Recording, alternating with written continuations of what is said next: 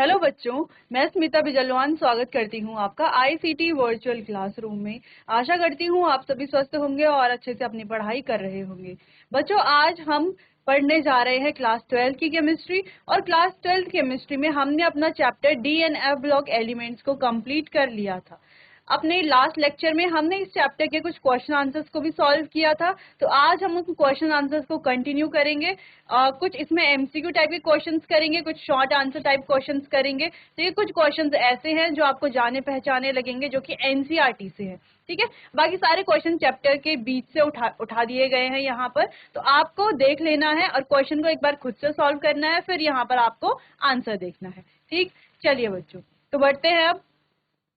और एक बार आप देख लीजिए कि चैप्टर में हमने कौन कौन से टॉपिक्स को पढ़ा है, तो वो सारे टॉपिक्स आप एक बार रिवाइज कर लीजिए। तो बच्चों, ये सारे टॉपिक्स हमने कंप्लीट कर लिए थे, है ना, अच्छे से समझ लिया था। इनसे रिलेटेड ही हम क्वेश्चन आंसर्स करेंगे और एग्जाम में भी आपको इस तरह के क्वेश्चंस ही देखने को मिलेंगे। तो जितना हमने ये चैप्टर पढ़ा है यहाँ पर, उतना इनफ है आपके लिए। अगर कोई भी क्वेश्चन आपके एग्जाम में आता है तो वो क्वेश्चन आप आसानी से कर दोगे, क्योंकि हमने हर एक टॉपिक को बहुत डिटेल में पढ़ा है और बहुत अच्छे से समझा है। जो इम्पोर्टेंट टॉपिक है खासकर उनमें हमने कुछ क्वेश्चन भी किए हैं। ठीक, चलिए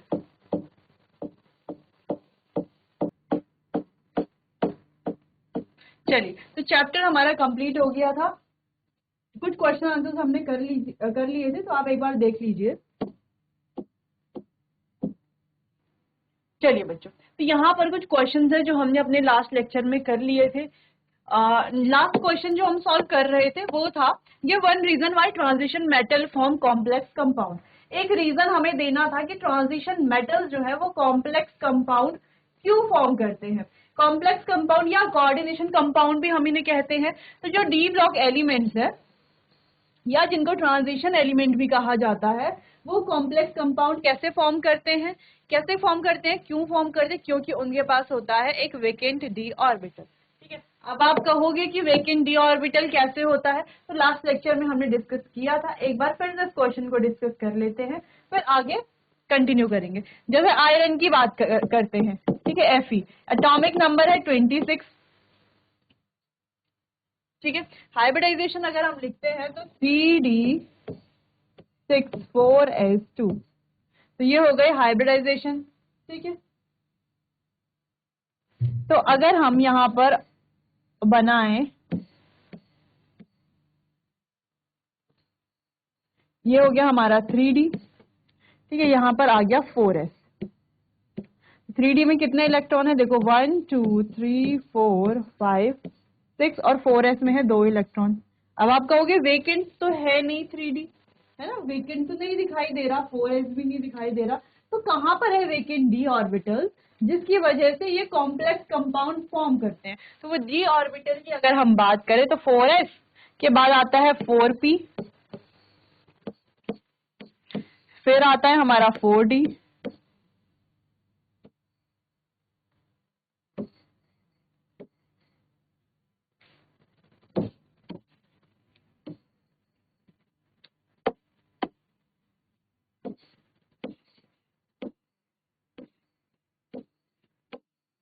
ठीक है, 4 फिर आता है हमारा 4D। तो ये है हमारे पास वेकेंट डी ऑर्बिटल। ठीक है, तो वेकेंट डी ऑर्बिटल होने की वजह से ये कॉम्प्लेक्स कंपाउंड फॉर्म करते हैं। कैसे, देखो बच्चों, कोई भी हमारे पास हमारा क्या है, मेटल है, सेंट्रल मेटल, और एक होता है हमारे पास लीगेंड। तो ये लीगेंड क्या करता है, अपना जो इलेक्ट्रॉन पेयर है, ठीक है, या लोन पेयर है, उसको शेयर करता है मेटल के एम्प्टी डी ऑर्बिटल के साथ। तो मेटल का जो एम्प्टी डी ऑर्बिटल है उसके साथ ये अपना जो है एक लोन पेयर को शेयर करता है और बनाता है, क्या बनाता है, यहाँ पर बनाता है कोऑर्डिनेट बॉन्ड। ठीक है, जिससे कि अलग अलग कॉम्प्लेक्स कंपाउंड को फॉर्म करते हैं। ठीक है, क्लियर है इतना, वेकेंट डी ऑर्बिटल होने की वजह से। दूसरी चीज है हाई चार्ज होने की वजह से, और हम जानते हैं ये जो डी वाले ऑर्बिटल वाले हैं या ये ट्रांजिशन मेटल्स जो हैं, ये कैसे होते हैं, इनका साइज स्मॉल होता है। तो स्मॉल साइज की वजह से, वेकेंट डी ऑर्बिटल की वजह से ये क्या करते हैं, कॉम्प्लेक्स कंपाउंड फॉर्म करते हैं। बाकी ये जो कॉम्प्लेक्स कंपाउंड्स है इनके बारे में हम कोऑर्डिनेशन में पढ़ेंगे अच्छे से। नेक्स्ट क्वेश्चन है write the formula of a compound use in breath analyser. तो ब्रेथ एनालाइजर में किनका यूज किया जाता है, यह है पोटेशियम डाइक्रोमेट K2Cr2O7। ठीक है, तो जब हम K2Cr2O7 के यूजेस के बारे में पढ़ रहे थे तो यूजेस में हमने ये वाला पॉइंट डिस्कस किया था, बिल्कुल डिस्कस किया था। ठीक है, नेक्स्ट क्वेश्चन है what are inner transition element. तो इनर ट्रांजिशन एलिमेंट कौन से है, एफ ऑर्बिटल वाले।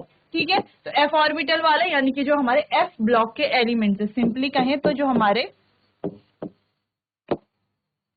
एफ ब्लॉक एलिमेंट्स है उन्हें कहा जाता है इनर ट्रांजिशन एलिमेंट। क्यों कहा जाता है, देखो बच्चों, सबसे बाहर होते हैं हमारे एनएस के, है ना, एस वाले, फिर होते हैं हमारे N-1 डी के, फिर होते हैं हमारे सबसे अंदर की तरफ N-2 एफ के। सबसे इनर मोस्ट ये होते हैं इनर मोस्ट, इसीलिए इन्हें कहा जाता है इनर ट्रांजिशन एलिमेंट। ठीक है, सॉरी, इसीलिए इन्हें कहा जाता है inner transition element. Next, KMnO4 का कलर हमें बताना है और क्यों इसका कलर होता है जो भी इसका कलर है। ठीक है, अगर हम KMnO4 की बात करें तो हम बहुत अच्छे से जानते हैं कि ये जो पोटेशियम परमैंगनेट है इसका कलर होता है पर्पल।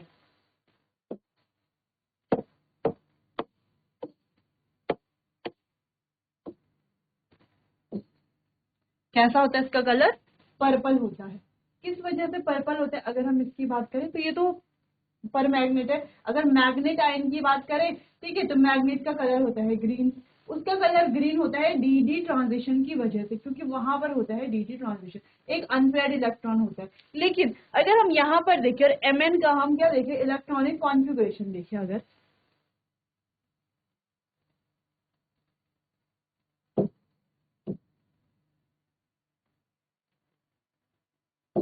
(25)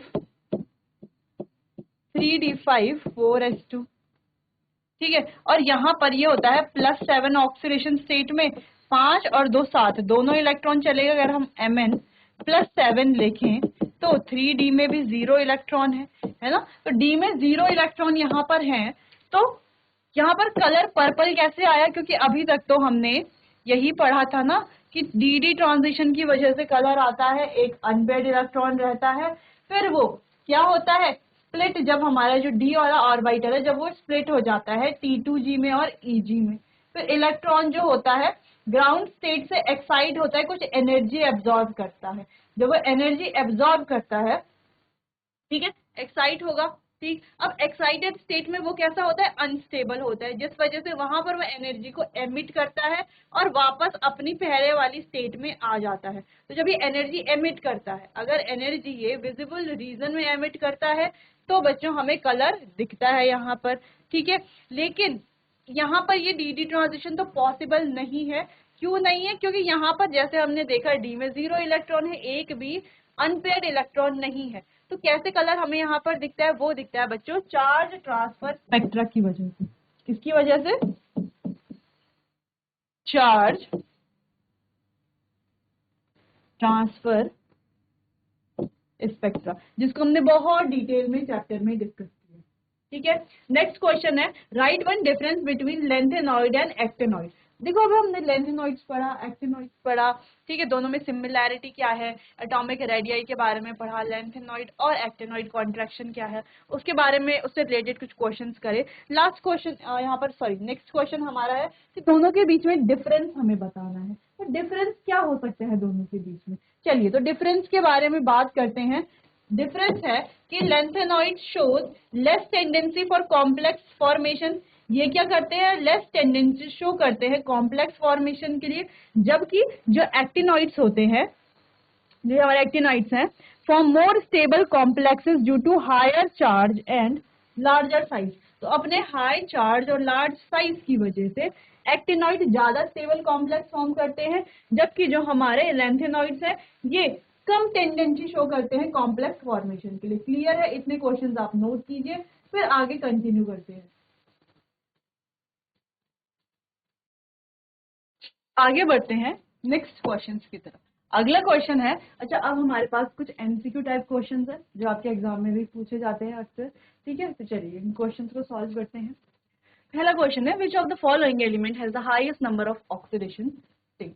इनमें से कौन सा एलिमेंट है जिसकी ऑक्सीडेशन स्टेट सबसे ज्यादा है, ठीक है। तो वो हमें पता है मैग्नीज Mn हमारा, इसकी सबसे ज्यादा हाईएस्ट ऑक्सीडेशन स्टेट होती है +2 से लेकर के +7 तक ऑक्सीडेशन स्टेट भी शो करता है, ठीक है। इसके बारे में तो ऐसे क्वेश्चंस तो अब आपको एकदम बहुत ज्यादा इजी लग रहे होंगे क्योंकि चैप्टर में हमने इतने अच्छे से इनको पढ़ लिया है।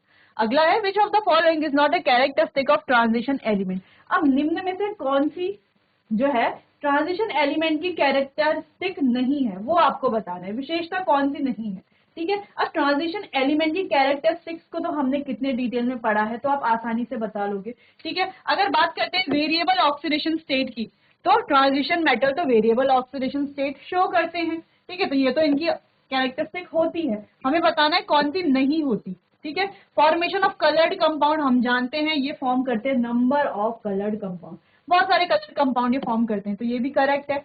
नेक्स्ट है formation of ionic compound only, तो ये सिर्फ क्या आयनिक कंपाउंड फॉर्म करते हैं, बिल्कुल भी नहीं, तो ये वाला हो जाएगा गलत। अगला है फॉर्मेशन ऑफ कॉम्प्लेक्सेस, बिल्कुल ये कॉम्प्लेक्स भी फॉर्म करते हैं जो हम कोऑर्डिनेशन में आगे पढ़ने वाले हैं। तो आंसर है इसका आयनिक कंपाउंड ओनली, तो सिर्फ आयनिक कंपाउंड को फॉर्म करते हैं ये बोलना गलत है, कॉम्प्लेक्सेस भी ये फॉर्म करते हैं, ठीक है। नेक्स्ट क्वेश्चन है, ये भी बहुत इजी और एक अच्छा क्वेश्चन है कि आयंस की कौन सी सबसे ज्यादा मोस्ट स्टेबल स्टेट है एक्वस सॉल्यूशन में, तो वो है बच्चों Fe+2। Fe+3 आपको लग रहा होगा लेकिन नहीं, Fe+2 जो है वो ज्यादा स्टेबल होता है अगर हम एक्वस सॉल्यूशन की बात करते हैं। तो किस वजह से, तो ये हमने डिस्कस किया था चैप्टर में, ड्यू टू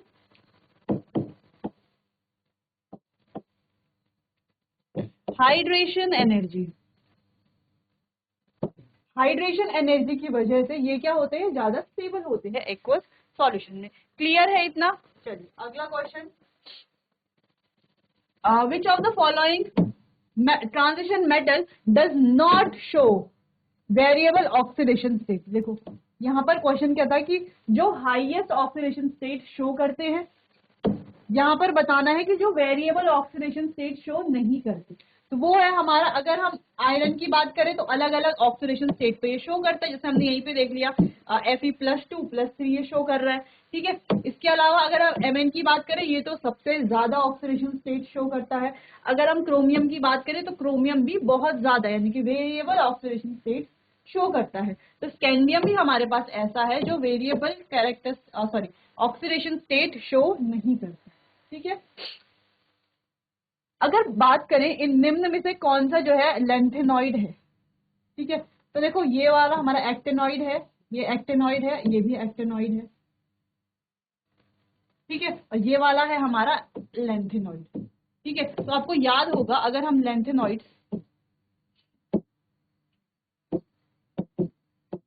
तो क्या है, ये दिख रहा है सी, ये क्या है हमारा लेंथेनॉइड है, ठीक है। अगर एक्टिनॉइड की बात करें,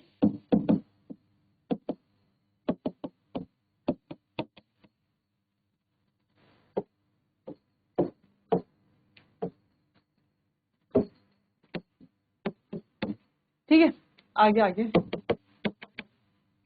तो देखो ये रहा हमारा एक्टिनॉइड, यूरेनियम देखो ये रहा एक्टिनॉइड, एक्टिनियम देखो एक्टिनॉइड, ठीक है। तो ये सारे हमारे क्या है, एक्टिनॉइड्स हैं, जबकि सीरियम क्या है हमारा, देखो सीरियम क्या है, लेंथेनॉइड, ठीक है। तो लेंथेनॉइड और एक्टिनॉइड दोनों सीरीज आपको याद होनी चाहिए और आपको सीरीज में ही इसको याद करना है, सीरियल वाइज याद करना है, ठीक है। अगला है colour of KMnO4 is due to, अब KMnO4 का कलर किस वजह से होता है, सभी जानते हैं चार्ज ट्रांसफर स्पेक्ट्रा की वजह से होता है, ठीक है, not due to DD transition. तो कोई गलती से भी ये ना लिख ले कि KMnO4 का कलर जो है वो DD ट्रांजिशन की वजह से होता है, बिल्कुल भी नहीं, अनपेयर्ड इलेक्ट्रॉन होते ही नहीं है, तो DD ट्रांजिशन कैसे होगा, ठीक है। तो कलर किस वजह से शो करता है, चार्ज ट्रांसफर स्पेक्ट्रा की वजह से ये शो करता है, ठीक है। इतना आपको ध्यान रखना है इसमें। चलो तो इतना अब आप नोट कर लीजिए, फिर आगे कंटिन्यू करते हैं। चलिए आगे बढ़ते हैं नेक्स्ट क्वेश्चन की। अगला क्वेश्चन है which transition element has no paired electron in its D orbital. तो किसका जो है डी ऑर्बिटल में कोई भी अनपेयर्ड इलेक्ट्रॉन नहीं होता, है ना। नो पेयर्ड इलेक्ट्रॉन यानी कि सारे कैसे होते हैं, अनपेयर्ड होते हैं। तो ऐसा किसका है जिसमें सारे ही अनपेयर्ड होते हैं, देखो इलेक्ट्रॉनिक कॉन्फ़िगरेशन से आप निकाल सकते हो। ठीक है, तो एटॉमिक नंबर आपको पता होने चाहिए, एटॉमिक नंबर कितने कितने होते हैं इनके,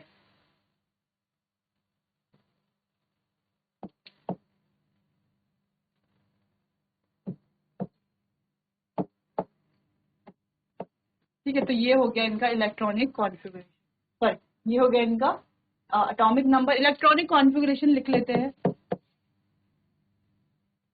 तो ये सबसे पहले क्रोमियम का है 3d5 4s1, ठीक है।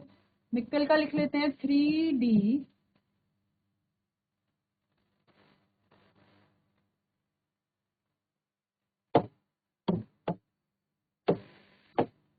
अब आप खुद से भी लिख सकते हो। देखिए जैसे अगर हम कॉपर का लिखें तो 3d10 4s1 3d8 4s2, ठीक है। और जिंक का है 3d10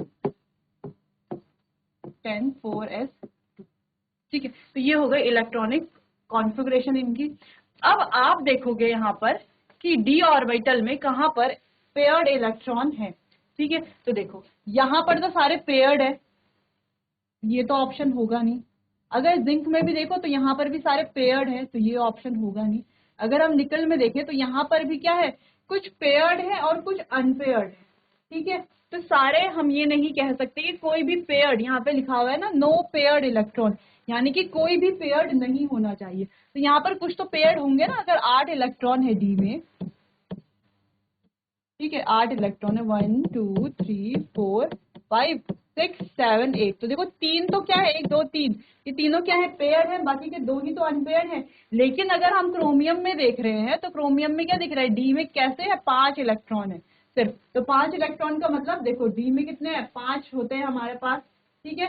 तो पांचों के पांचों क्या है अनपेयर्ड है, तो डी वाला इसका सॉरी ये क्रोमियम वाला इसका आंसर है जो कि है ऑप्शन बी। अगला क्वेश्चन है actinoid show greater range of oxidation state than lanthanoid because. अच्छा एक्टिनॉइड ज्यादा ऑक्सीडेशन स्टेट की रेंज ज्यादा क्यों दिखाते हैं, ग्रेटर रेंज क्यों शो करते हैं, वो शो करते हैं उनके 5f ऑर्बिटल की वजह से, ठीक है। क्योंकि ये जो 5f ऑर्बिटल है extended further from the nucleus, nucleus से काफी दूर होता है इस वजह से। अच्छा कौन सा एलिमेंट है जो +8 ऑक्सीडेशन स्टेट शो करता है, तो ये हमारा OS है जो कि OS4 में एक कंपाउंड है, उसमें ये +8 ऑक्सीडेशन स्टेट शो करता है। क्लियर है, चलिए नोट कर लीजिए इतना। अगला क्वेश्चन है which of the following is use in the treatment of cancer. तो CO60 कैंसर के ट्रीटमेंट में यूज किया जाता है। विच ऑफ द, अच्छा ये तो डायरेक्ट क्वेश्चन है, ठीक है statement based. Which of the following is not a property of lanthanoid. देखो अगर हम हाई डेंसिटी की बात करें तो ये हाई डेंसिटी इनकी होती है। अगला सिमिलर केमिकल प्रॉपर्टीज तो होती हैं। एटॉमिक साइज में लार्ज डिफरेंस, ये वाली प्रॉपर्टीज नहीं होती क्योंकि इनके एटॉमिक साइजेस में बहुत कम डिफरेंस होता है, ठीक है। हाई मेल्टिंग पॉइंट भी इनका होता है, तो ऑप्शन सी इसका आंसर है, ठीक है। नेक्स्ट क्वेश्चन है the element with electronic configuration. अच्छा इलेक्ट्रॉनिक कॉन्फ़िगरेशन यहाँ पे दी गई है, तो आप आसानी से कॉन्फ़िगरेशन से पहचान लोगे कौन सा एलिमेंट है। कैसे पहचान लोगे, देखो इलेक्ट्रॉनिक कॉन्फ़िगरेशन आपको पता है, ठीक है। देखो तो यहाँ पर ये वाला है Lu इसका आंसर, ठीक है। ल्यूटेटियम जो क्या है हमारा लास्ट लेंथेनॉइड है, क्या है लास्ट लेंथेनॉइड, ठीक है। तो सिंपली हमने सारे क्या पढ़े हुए हैं, लेंथेनॉइड्स और एक्टिनॉइड पढ़े हुए हैं, उनकी इलेक्ट्रॉनिक कॉन्फ़िगरेशन भी पढ़ी हुई है, तो आपको ये तो क्लियर होगा ही। ठीक, चलिए नोट कीजिए इतना। चलिए आगे बढ़ते हैं। नेक्स्ट क्वेश्चन है which is not a typical property of D block element. अब इनमें से डी ब्लॉक एलिमेंट की कौन सी जो प्रॉपर्टी है टिपिकल प्रॉपर्टी है, नहीं है, ठीक है। फॉर्मेशन ऑफ कलर्ड आयंस, देखो कलर्ड आयंस तो ये फॉर्म करते हैं। हाई मेल्टिंग बॉइलिंग पॉइंट भी इनका होता है। गुड कंडक्टर ऑफ इलेक्ट्रिसिटी भी होते हैं। लो लो नहीं, यहाँ पर होता है हाई एंथैल्पी ऑफ एटमाइजेशन, तब ये करेक्ट होगा। तो ये वाला ऑप्शन डी वाला इसका आंसर है, ठीक है। अगला है which element is use in nuclear reactors as a fuel, यानी कि न्यूक्लियर रिएक्टर में ईंधन के रूप में किसको यूज किया जाता है इन एलिमेंट्स में से, तो ये सारे ही थोरियम, यूरेनियम, ये सारे ही एलिमेंट्स, ठीक है। Which of the following show lanthanoid contraction. देखो डेंसिटी में डिक्रीज बिल्कुल भी नहीं, हमने पढ़ा है लेंथेनॉइड और एक्टेनॉइड कॉन्ट्रैक्शन में कॉन्ट्रैक्शन होना यानी कि साइज कम होना, ठीक है। तो यहाँ पर आंसर है हमारा डिक्रीज इन एटॉमिक साइज। तो एटॉमिक साइज जो है वो क्या हो रहा है, डिक्रीज हो रहा है। कॉन्ट्रैक्शन यही तो होता है ना, जब वो अंदर वाले इलेक्ट्रॉन्स को क्या करता है, अपनी तरफ अट्रैक्ट करता है, ठीक है। अट्रैक्ट करने से क्या होगा, साइज स्मॉल हो जाएगा। क्लियर, नोट कीजिए इतना। नेक्स्ट क्वेश्चन है, विच ion is colourless in aqueous solution. Aqueous solution में कौन सा आयन कलरलेस है, तो ये हमारा ऑप्शन यहाँ पर ये रहा, simple. The oxidation state, ion के ऑक्सीडेशन स्टेट की बात करें तो ये रहा। Which of the following has the smallest ionic radius, तो किस में है, किस वजह से, लेंथेनॉइड कॉन्ट्रैक्शन की वजह से, ड्यू टू आप लिख सकते हैं लेंथेनॉइड कॉन्ट्रैक्शन। चलिए तो नोट कर लीजिए इन्हें। चलिए बच्चों, आज के लिए बस इतना ही, बाकी मिलते हैं अपने आने वाले अगले सेशन में। तब तक के लिए आपको बहुत बहुत धन्यवाद।